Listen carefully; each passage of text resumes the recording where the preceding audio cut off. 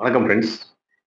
இந்த காணொளியில நம்ம என்ன பார்க்க போறோம் அப்படின்னா, ஒரு இன்கம் டாக்ஸ் அதாவது சிபிடிடில இருந்து ஒரு பிரஸ் ரிலீஸ் ரிலீஸ் ஆயிருக்கு. 27/5/2025 அதாவது நேத்தைக்கு தான் ரிலீஸ் ஆயிருக்கு.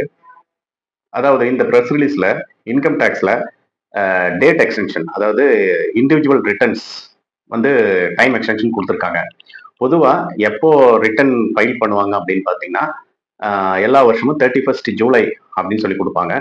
இந்த வருஷமும் அப்படிதான் குடுத்துருக்காங்க. 31 ஜூலை 2025க்குள்ள போன வருஷத்த கணக்கு. அதாவது 31/3/2025 வருஷத்தோட கணக்க ஜூலை 2025க்குள்ள ஃபைல் பண்ணணும். அதான் டைம் லிமிட். இப்ப என்னாச்சு அப்படின்னு பார்த்தீங்கன்னா, சிபிடிடி அதாவது டைரக்ட் டாக்ஸ் அதாவது இன்கம் டாக்ஸ் டிபார்ட்மெண்ட் என்ன சொல்லியிருக்காங்க அப்படின்னா, இதுக்கான டேட் 31 ஜூலை இல்ல இந்த வருஷத்துக்கு. 15த் 15த் செப்டம்பர் 2025 அதாவது 15/9/2025 தான் இதோட டைம் லிமிட். அதாவது last date of return filing அப்படின்னு இருக்காங்க. யாருக்குன்னு பார்த்தீங்கன்னா, இண்டிவிஜுவல் பர்சன்ஸ்க்கு. இண்டிவிஜுவலா யாரெல்லாம் வருவாங்கன்னு பார்த்தீங்கன்னா, மெயினா சேலரி பீப்பிள் ரிட்டர்ன் ஃபைல் பண்றவங்க, எம்ப்ளாயியா இருப்பாங்க இல்லைங்களா? கம்பெனில ஒர்க் பண்றவங்க, அவங்களோட ரிட்டர்ன் ஃபைல் பண்றவங்க எல்லாருமே 31 ஜூலை கிடையாது. 15த் செப்டம்பர் அப்படின்னு டேட் குடுத்துருக்காங்க. அது மாத்திரம் இல்லாம, சிலர் ப்ரொப்ரியேட்டரா ஒரு ஃபர்ம் ரன் பண்ணிட்டு இருப்பாங்க. அவங்க டாக்ஸ் அடிட் பண்ணல அப்படின்னா, அவங்களுக்கும் 31 ஜூலைல இருந்து 15த் செப்டம்பர் 2025ன்னு டைம் எக்ஸ்டெண்ட் பண்ணியிருக்காங்க. இதுல இவங்க ஐடிஆர் ஃபார்ம்ஸ் எல்லாம் பாத்தீங்கன்னா, ஐடிஆர் 1, 2, 3, 4, 5, 6, 7 அப்படிங்கிற ஃபார்ம்ஸ் எல்லாமே இதுல டெலிவரி ஆயிருக்கு.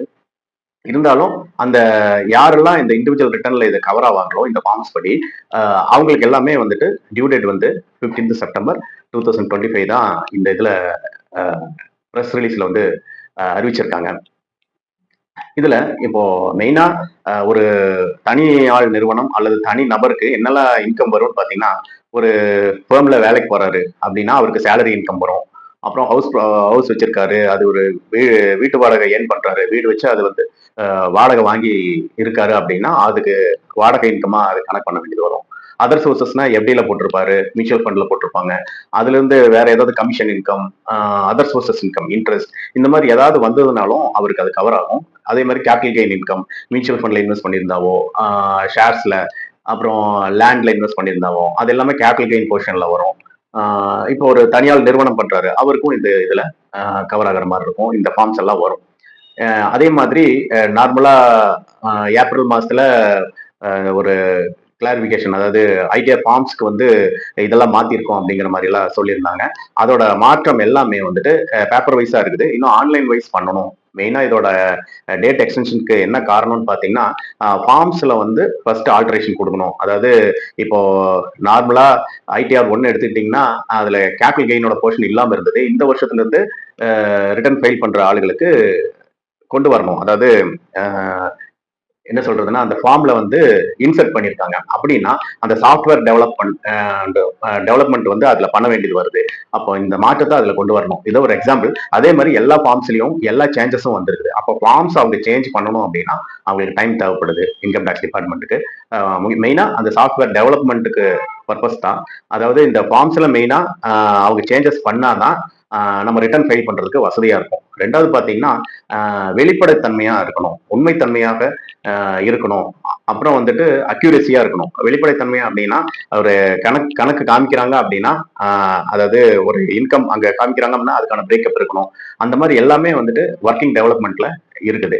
அப்புறம் வெளிப்படைத்தன்மை அப்படின்னு பாத்தீங்கன்னா, அவருடைய கணக்கு எந்த ஒரு இதுலயும் அதாவது இப்போ 26AS, ஐடிஆர் ஃபார்ம்ஸ், ஜிஎஸ்டி இதுல எல்லாத்துலயுமே அவரோட கணக்கு வருது அப்படின்னா அது எல்லாமே இங்க ஷிஃப்ட் ஆகி நம்ம காமிக்கணும். அதாவது இன்கம் டாக்ஸ் ரிட்டர்ன் ஃபார்ம்ஸ்ல மெயினா காமிக்க வேண்டியது வருது. அப்போ இது எல்லாமே அக்யூரசியா இருக்கணும், வெளிப்படைத்தன்மையா இருக்கணும், எல்லாருக்கும் புரியுற மாதிரி இருக்கணும். அதே மாதிரி ரிட்டர்ன் ஃபைல் பண்றவங்க அவங்களே ரிட்டர்ன் ஃபைல் பண்ற அளவுக்கு எளிமைப்படுத்தணும். எளிமையா அந்த ரிட்டர்ன் ஃபைல் பண்ற ஆளுகளுக்கு வசதி பண்ணி கொடுக்கணுங்கிற ஒரு காரணமும் இதுல அடங்கியிருக்கு.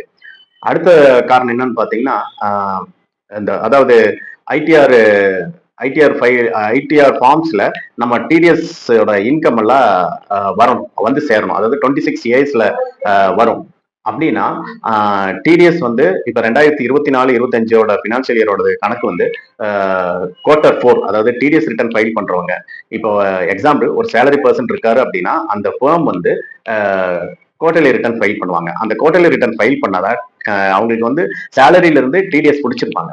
அந்த பிடிச்சு அவங்க வந்து டிபார்ட்மெண்ட்க்கு கட்டி அந்த கட்டின இன்ஃபர்மேஷனை வந்து அந்த பர்டிகுலர் பர்சனுக்கு சேலரிட் எம்ப்ளாயிக்கு டிடிஎஸ் ரிட்டர்னா ஃபைல் பண்ணுவாங்க. அதுக்கு வந்து டியூ டேட் பார்த்தீங்கன்னா 31st May 2025 இன்னும் முடியல.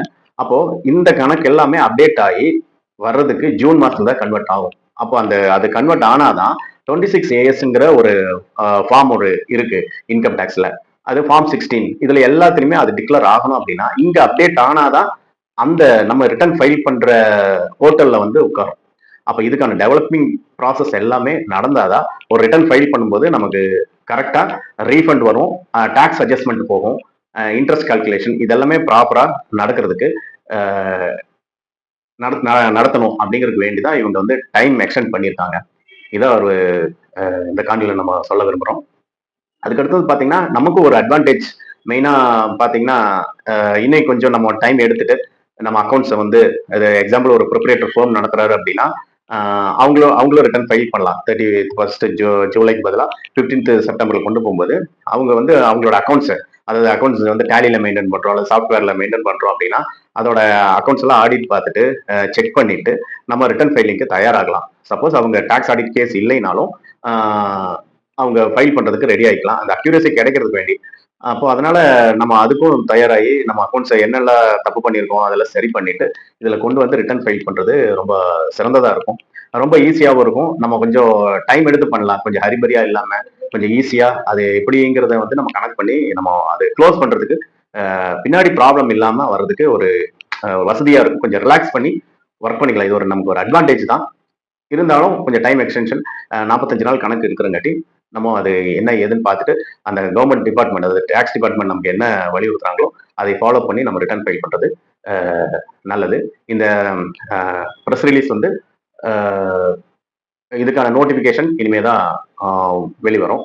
இதுக்கான அப்டேஷன் எல்லாம் நடந்துட்டு இருக்கு. இது முடிஞ்சா நம்ம ரிட்டர்ன் ஃபைல் பண்றதுக்கு தயாராகிக்கலாம். அதே மாதிரி நம்ம 15th செப்டம்பர் அப்படின்னா அந்த கடைசி டேட் வரைக்கும் நம்மளோட டீட்டெயில்ஸை கொண்டு போகாம அதுக்கு முன்னாடியே ஆடிட்டர் கொடுக்க வேண்டிய டீடைல்ஸ் அல்லது நீங்களே ப்ரிப்பேர் பண்றீங்கன்னா அதுக்கு வேண்டிய எல்லா பேங்க் டாக்குமெண்ட்ஸ், அதே மாதிரி ஃபார்ம் 16, 26AS இதெல்லாமே வந்து நம்ம எடுத்து ரெடியா வச்சு பில்ஸ் என்னெல்லாம் சப்போர்ட்டிங் டாக்குமெண்ட்ஸ் இருக்குதோ அதெல்லாமே நம்ம எடுத்து வச்சு ரெடியா வச்சுக்கிட்டோம் அப்படின்னா வசதியா இருக்கும். சப்போஸ் நீங்க ஆடிட்டருக்கு அந்த ஒர்க்கை கொடுக்குறீங்க அப்படின்னா ஆடிட்டர் கேட்கிற டீடைல்ஸ் எல்லாம் நீங்க அப்டேட் பண்ணி அந்த கடைசி மினிட்ஸ்ல நம்ம கொடுத்து ஒர்க் பண்றதுனால எந்த பிரயோஜனம் இல்லை. இதுவே நமக்கு டைம் எக்ஸ்டென்ஷன் தான் கொடுத்துருக்காங்க. நம்ம மறுபடியும் அந்த டைமை வந்து நம்ம மிஸ் பண்ணாம முன்னாடியே ஏற்பாடு பண்ணி கொடுக்கறது ரொம்ப சிறந்ததா இருக்கும். எல்லாரும் கொஞ்சம் ஈஸியா இருக்கும். அதனால ஆடிட்டருக்கும் ஒர்க் பண்றதுக்கு வசதியா இருக்கும். இதை நம்ம புரிஞ்சு நம்ம எல்லாம் தெளிவு பண்ணி நம்ம மறுபடியும் லாஸ்ட் மினிட்ஸ்க்கு போகாம பார்த்துக்கணும். மறுபடியும் இன்னொரு விலக்கு என்னன்னு பார்த்தீங்கன்னா எக்ஸ்டென்ஷன் மறுபடியும் எதிர்பார்க்க முடியாது இண்டிவிஜுவல் ரிட்டர்ன்ஸ்க்கு. அதனால எல்லாரும் நம்ம தெளிவா இந்த எக்ஸ்டென்ஷனை பயன்படுத்தி கணக்கை தப்பு இல்லாம ஃபைல் பண்றது ரொம்ப நல்லது. இந்த காணொலி உங்களுக்கு பயனுள்ளதா இருக்கும் நான் நம்புறேன். மற்றொரு காணொலியில் சந்திப்போம். தேங்க்யூ.